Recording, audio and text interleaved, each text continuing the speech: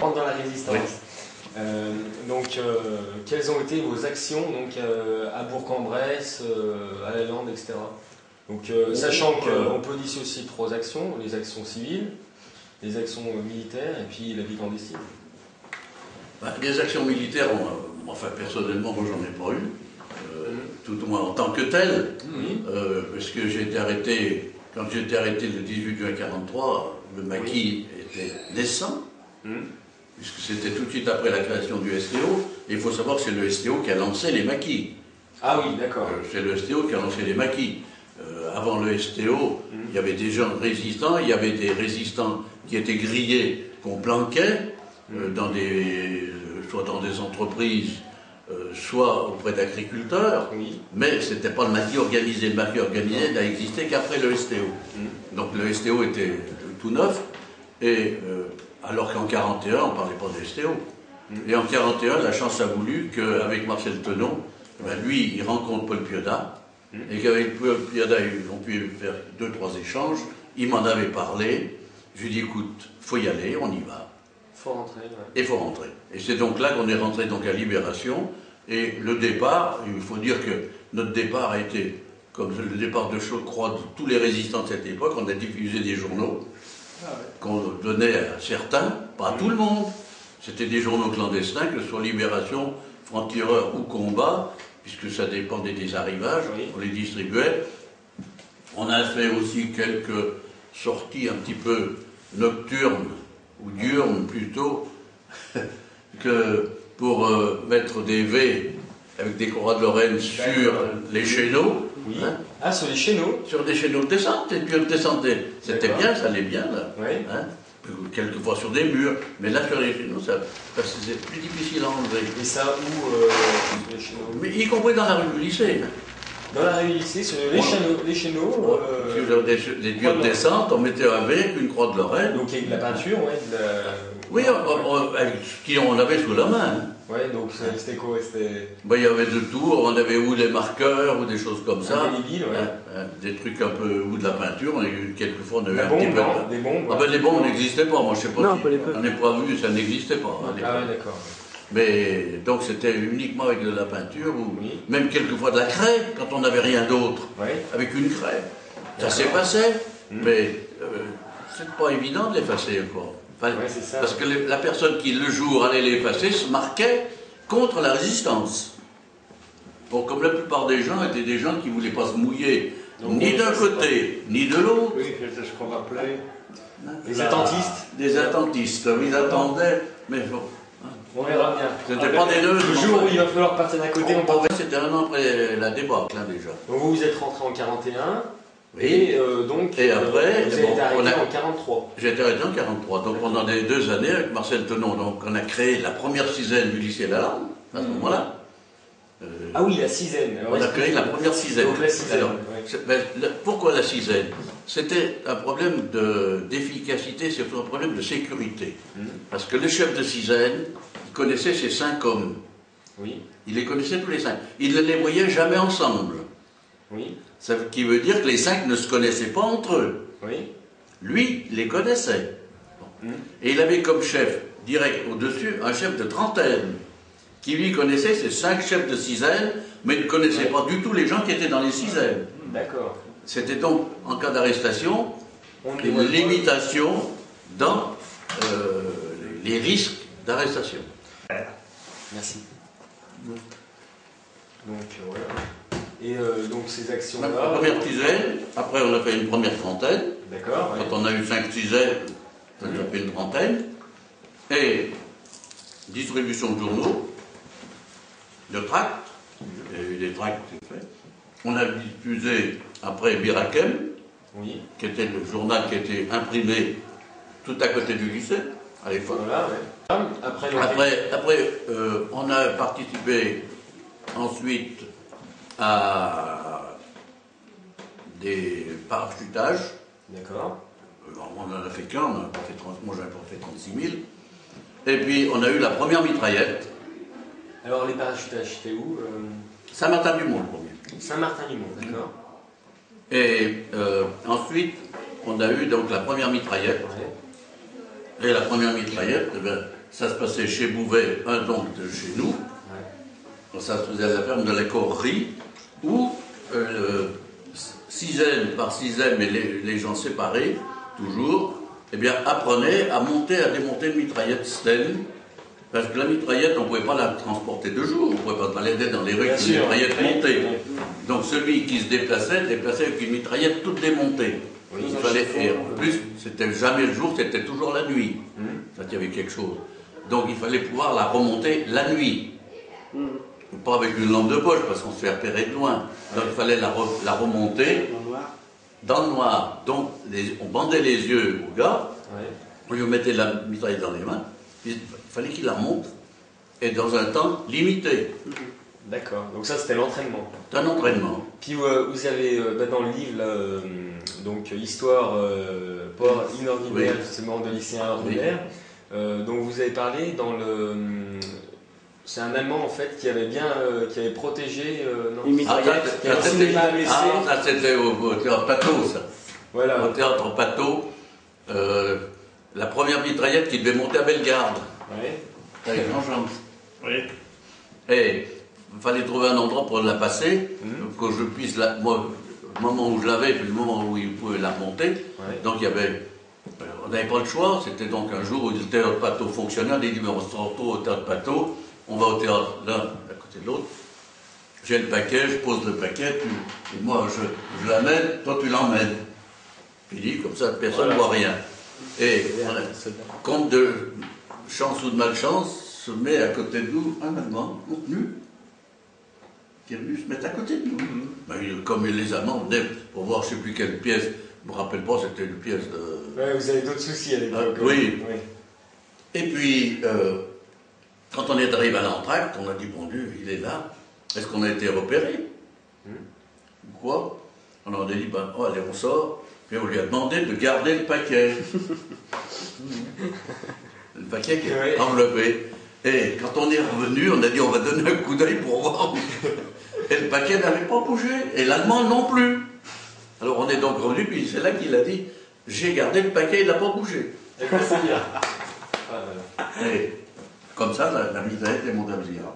C'était la première scène qu'ils ont eu à Bellegarde aussi. Ah d'accord. Et vous donc, vous êtes dans la même cité? Non, vous n'êtes pas dans la même cité. Il habitait à Bourg. Moi j'habitais Ses Bourg. parents étaient de Bourg.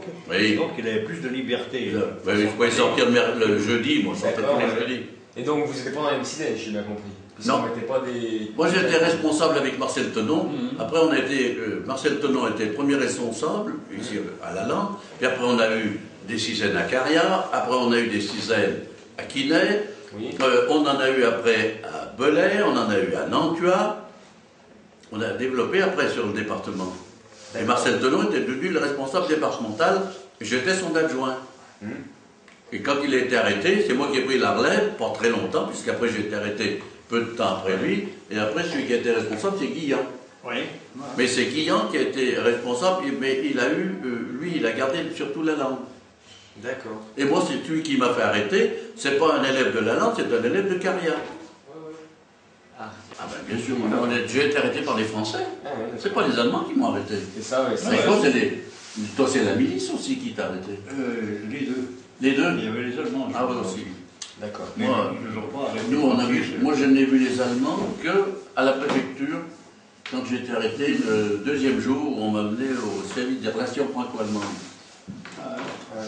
Et donc, à Dachau, vous avez été libéré avec la libération, c'est ça? Ensuite, moi, on a été libéré par par les Américains, la 7e armée. D'accord. Et donc vous avez terminé à Dachau. Oui. Et vous Ben, moi, j'ai été arrêté donc, à Coligny. D'accord. Et ensuite, de Coligny, ils nous ont emmenés à Montluc, à Lyon, Tôle. Puis après, il nous a emmenés à Compiègne. Puis après, on est parti directement à Bornval. Donc en fait, Compiègne, c'était le centre de dispatching, et Compiègne livrait, on peut le dire, entre guillemets, livrait ses prisonniers en fonction de la demande en Allemagne, suivant que dans un camp ils avaient des besoins ou pas de besoins. Et les besoins des camps dépendaient des entreprises qui demandaient du personnel. Ouais. Parce que faut pas se capoter la face. Ouais. Hein. On était condamnés à mort au départ, mais pas à une mort tout de suite, comme les Juifs. Il fallait d'abord travailler le maximum en coûtant le minimum. Oui. C'est ça.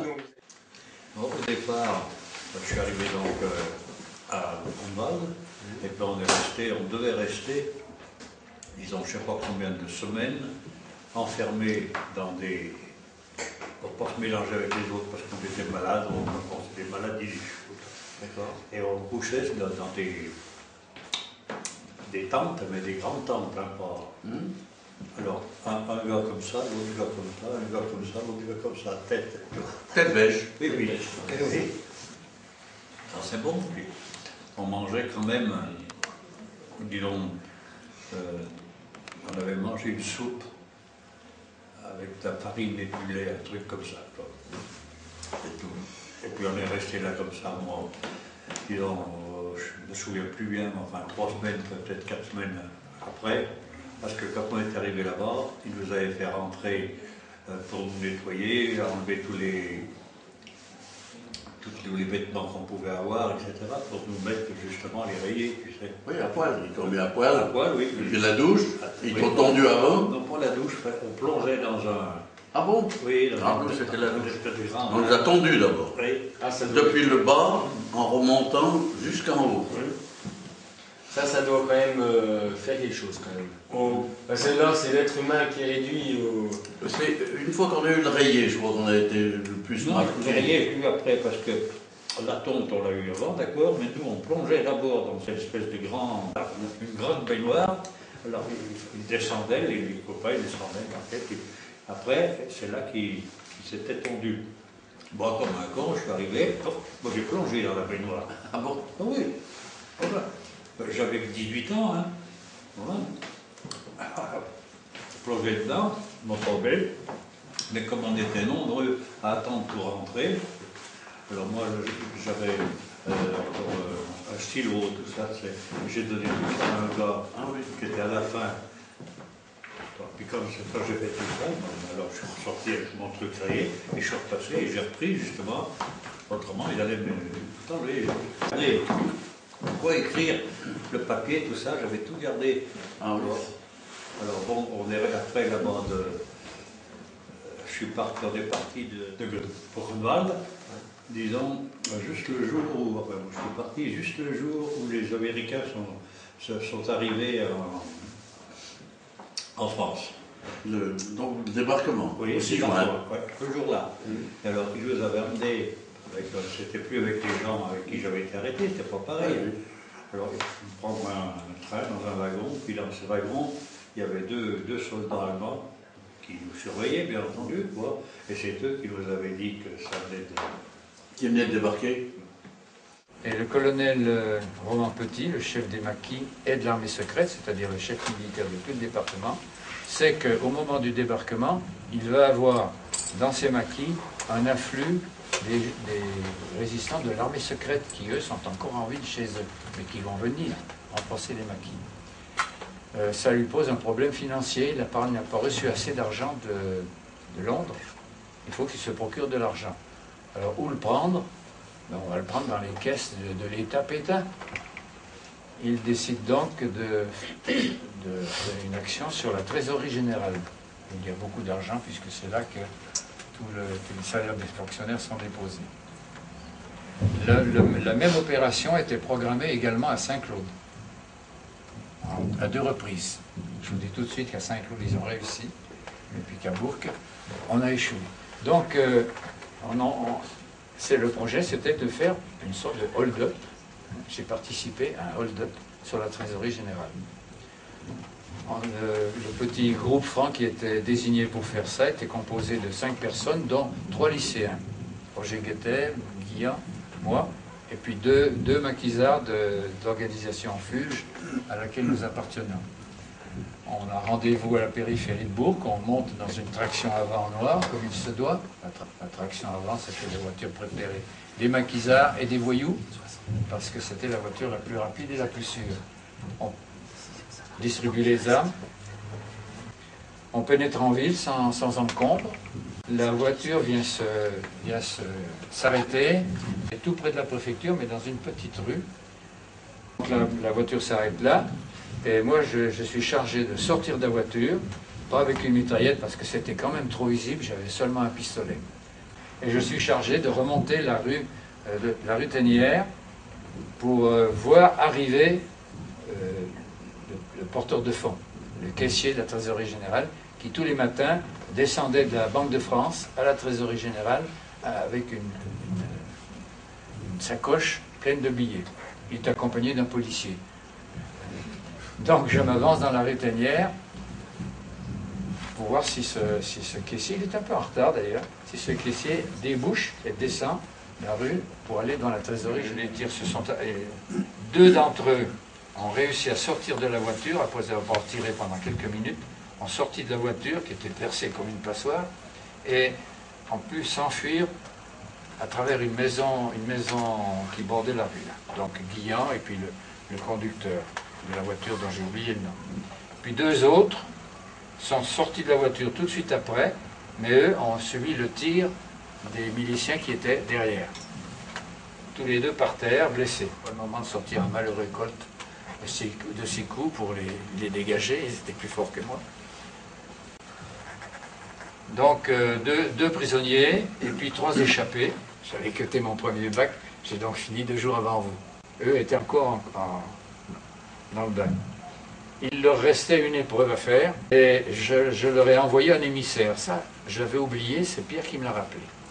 1h30, un de mes camarades de première vient me trouver et me dit, ce matin, il y a eu un accrochage de notre groupe avec la milice. Un de nos camarades a été blessé et fait prisonnier. Il va certainement être interrogé.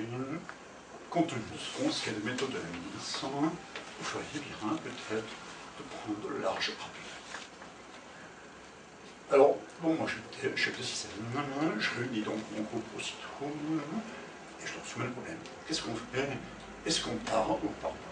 Alors vous comprenez que la dernière épreuve bac, on disait, peut-être on aura le temps quand ça passe. Alors on a hésité, puis il y en a un qui a dit non, je passe l'épreuve. Puis un deuxième, et puis on a dit d'accord, on passe l'épreuve. Et on prend des mesures pour partir tout de suite après. À 4 heures, on entend de nouveau des bruits métriers. Bon, je passe rapidement. Du bruit dans la cour, et puis jusqu'au moment où un milicien prend de place. Et brutalement, tout de suite. Dans la cour d'honneur se trouvent rassemblés tous les élèves. Avec le général d'Agostini, oui, la cour d'honneur, l'entrée du lycée ici, de part et d'autre, là, ce sont les élèves. Ici, l'état-major de la milice, et ici, alors quand je sors, et on appelle Filet. Alors je n'ai pas beaucoup d'autres solutions. J'éteindrai une des salles ici que nous n'avons présentées là. Et je suis accueilli par le général d'Agostini lui-même. À coup de poing, à coup de pied, je tombe, je m'enterre. Et puis, on nous envoie, on nous aligne tous ici, là. Il y a un fusil mitrailleur qui est braqué ici sur nous. Et on est finalement 10 arrêtés.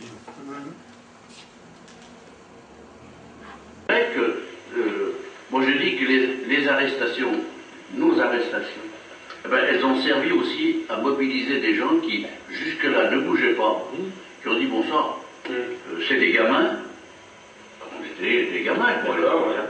Eh bien, ils n'ont pas eu peur, qu'est-ce qu'on fait? Et il y a des gens qui sont partis à ce moment-là. Mais la déportation, on n'en a jamais parlé en enfant. Hein. Non, on n'a pas parlé longtemps. Donc après, quand vous êtes rentré... Moi, je sais que j'ai une fille qui a 42 ans, je ne lui ai jamais parlé de déportation. Et après, donc quand vous êtes rentré, quand vous êtes rentré, donc vous avez peut-être repassé le bac, vous avez passé le bac. Moi, j'avais été arrêté pour le premier bac, donc il a fallu que je fasse terminale. C'est tout pareil. On a fait terminale, on a fait terminale ensemble ici. On est revenu faire terminale ici. Voilà. Puis après, donc l'école normale, on a fait 1 an à l'école normale après. Et après, on est parti. Après, vos chemins se sont. Après, je parle de moi, mais quand je suis rentré, tu vois, je suis rentré en avril 45. Bon, je ne suis pas revenu au lycée. J'étais à Lyon, je suis resté à l'Anticaille pendant 1 an, si tu veux. Et puis j'avais un ami, je ne me souviens plus qui c'était, il était venu me dire qu'il y avait à ce moment-là à Lyon, pour tous ceux qui étaient comme ça, on pouvait passer le deuxième bac, il fallait passer pour se présenter. Ben, je lui ai dit, bah oui, ben, j'irai quoi. Alors j'y étais allé, penses-tu, zéro, tout blanc, j'avais ma cervelle, il n'y avait plus rien dedans. Quand je suis revenu au lycée, j'y étais déjà, moi je suis revenu en avril 46, j'étais déjà revenu avant. Moi je suis revenu tout de suite à la rentrée de 45. Oui, parce que moi je suis revenu en avril 46, bon d'accord. Alors il y a le prof de... Je suis revenu à la rentrée de 45. Le prof de... Moi je s'appelais je sais pas quoi, de toute façon. Il y avait, tu sais, tous les trimestres, on faisait un truc là. Bon, alors moi je rentre ma feuille blanche, je savais absolument rien. À la rentrée. Ça c'était en 46. Alors il m'avait foutu 2-0, 3-0. Et puis en plus, bon, le proviseur m'a fait venir, il l'a fait venir aussi, puis c'est lui qui s'est fait engueuler. Et puis il croyait que je m'étais foutu de sa gueule, c'est pas vrai, moi j'avais au fond aucune mémoire, 0-0, c'était tout vide. Et ça a duré, ça peut-être, disons, encore 1 mois. Et puis alors, quand on a recommencé, ben moi j'étais le premier, j'étais tout revenu. C'est ça qui est bizarre. Ma cervelle était vraiment vide. Non, mais c'est ça. Je savais rien. Il suffisait de renommer. Moi j'avais encore eu un truc, tu vois, quand on a été libéré à Dora, justement, eh bien, j'étais à l'infirmerie, la Brévire, on disait la Brévire. Bon, puis j'avais un ami qui était couché, mais lui il ne pouvait plus bouger, il était couché comme ça. Alors il était dit que les autres, il fallait tous qu'ils partent dans des trains, et que il était dit que ceux qui allaient rester, s'ils voulaient, les toubis étaient d'accord pour rester, mais on risquait justement d'être tués. Bon. Alors bon, les 4/5e sont partis dans le train, puis on est resté peut-être une trentaine. Alors avec mon ami, là, je lui ai dit, écoute, on verra, je reste avec toi, puis c'est tout, mais après il avait marre. Bon. Et puis résultat, les SS sont partis après, ça a été remplacé par des soldats normaux, après ils sont partis, puis les Américains sont arrivés. 2 jours après, moi, avec un gars que je connais bien plus vieux que moi, il avait 40 et quelques années, je suis des excursions, on descendait à Dortrausen pour chercher tout notre à manger, ça avait tout été, la Dortrausen était rasée par les bombes. Hein. Alors on descend une fois, on ramène ce qu'on avait pu trouver, quoi, puis on redescend. Et puis on retrouve l'aéroport. Je ne savais pas où c'était. Et l'aéroport, il n'y avait rien. La ville, il n'y avait pas une maison debout, ça n'existait plus. Hein. Et l'aéroport, il n'y avait pas un trou. Il y avait un avion avec un gars qui était à côté de l'avion. Hein. Alors je dis à mon ami, je lui dis tiens, on va aller le voir. Alors on y va, puis je lui dis au gars, Paris, il me dit yes, Paris. On est montés tous les 2 dans l'avion. Paris. Alors on a un gamin. Puis il a plus fait le temps qu'on arrive. 3 jours après, on était à Paris.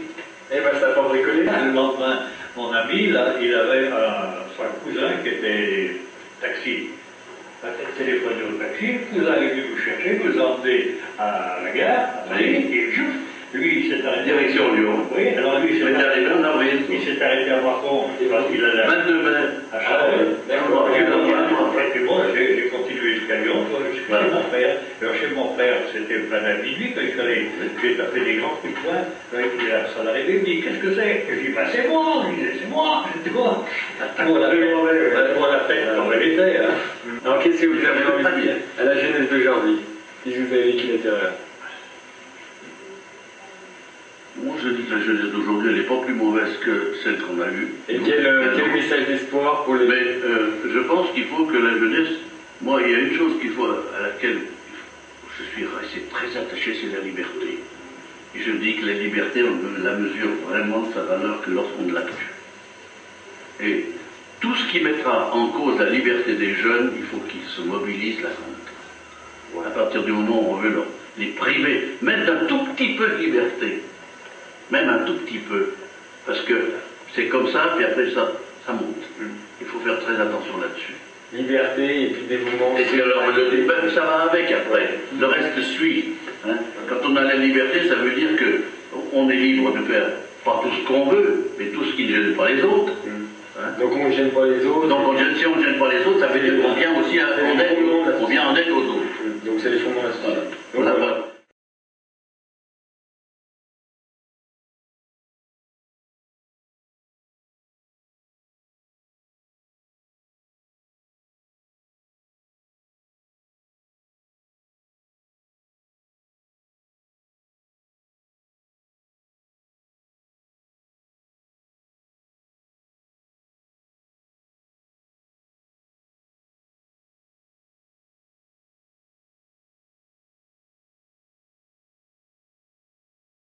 Et avec les Croix de Lorraine dans la rue, ça peut se faire. Dans la mesure où on verra que c'est pour faire un film, les gens ne diront rien.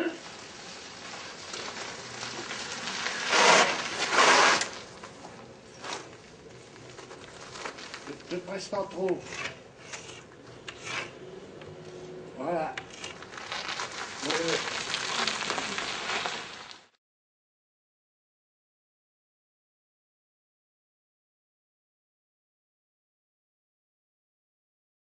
C'est quand on a changé les portraits de Pétain par De Gaulle. Oui, d'accord. Ça, dans les classes, il y a eu Pétain était dans toutes les classes. Donc, ça, c'est facile. Quelque chose qui peut.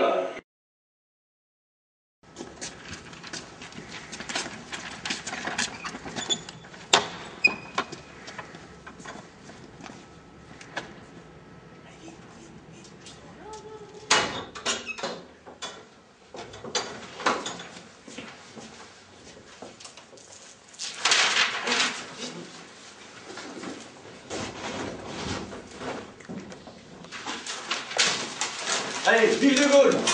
Allez, vive De Gaulle!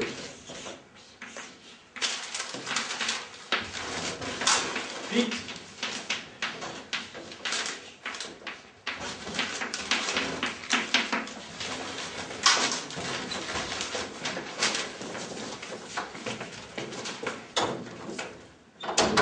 Plus donc les pierres par-dessus. Les pierres par-dessus le mur. Ça, donc le mur est plus difficile, le mur n'existe plus. Ah non, Il y a moyen de simuler. Après, il faudra le simuler. Voilà. On peut faire ailleurs, on peut pas se mettre Là, vous pouvez le faire.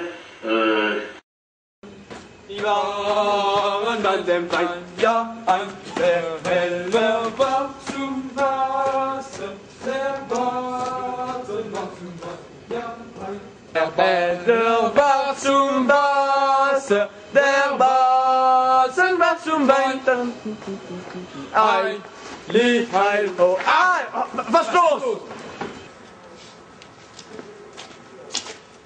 Alors prends le tract. Rendez-vous jeudi soir à la ferme de Charles pour l'entraînement à mitraillette. Ok? D'accord. Ok. Faites passer les tracts. Ok. Un jeudi. Et donc pour conclure, à votre avis, donc, vous deux, là, la résistance chez les jeunes, c'est quoi en quelques mots? Qu'est-ce que ça vous fait? Disons qu'elle était elle est différente des autres. D'abord, les hommes avaient fait du service militaire, on n'en avait pas fait. On ne savait pas ce que c'était. L'obéissance militaire, on ne la connaissait pas. On ne savait pas ce que c'était non plus. Et ça a donc été un engagement, un engagement tout à fait volontaire, mais contre l'occupant. C'était l'occupant allemand qui était ici. Le nazisme, on savait un petit peu ce que c'était, mais disons qu'on en avait... Moi, je ne peux pas dire que ce soit contre le nazisme que je me suis engagé, parce que je ne savais pas très exactement ce que c'était. Tout ce qu'on savait, c'est qu'en Allemagne, les gens marchaient au doigt et à l'œil, et que de ça, on n'en voulait pas. Par conséquent, que l'Allemand qui était ici, il représentait cet ordre-là, établi, et qu'on n'en voulait pas, c'était pas ça.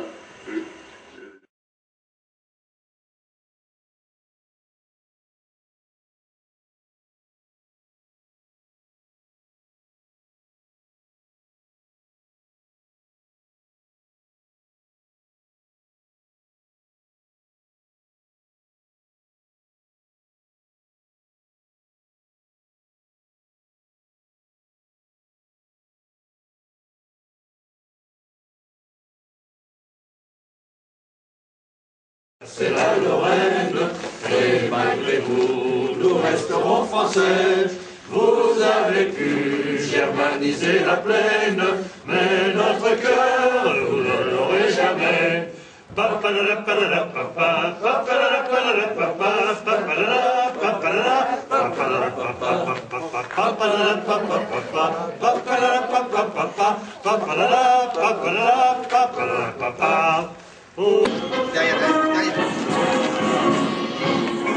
Ein heller und ein Bassen, die waren bei dem Rhein, ja, der Heller war zum Wasser, der Batzen war zum Rhein, ja, der Heller war zum Wasser, der Batzen war zum Rhein.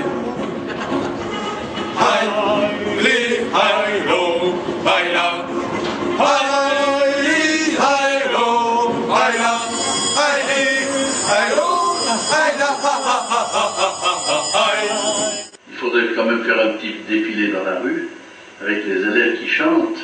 Alors, comme si en fait ils allaient au gymnase ou exactement, et ils chantaient Vous n'aurez pas la Lorraine, puis vous retrouvez la chanson comme ça. On va y aller, dis donc, il y a 50 ans, même plus. Hein. Ouais, ouais. Vous n'aurez pas l'Alsace et la Lorraine, nous resterons français. Vous